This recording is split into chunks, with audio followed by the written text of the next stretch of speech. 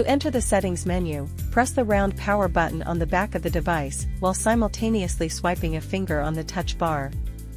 The menu options will be read out loud. Swipe the touch bar to navigate the menu options, or tap to select a menu entry. Main menu. Reading rate menu.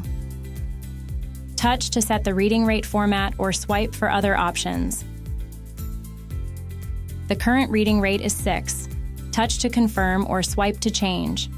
Touch to set the reading rate to 5 or swipe for other options. Rate set to 5. You can change the different settings to adjust the device to your own preferences. The menu options are reading rate, volume, reading settings, language settings, country settings, gesture settings, face recognition settings, product identification, money note recognition, color recognition, connectivity settings, and other general settings.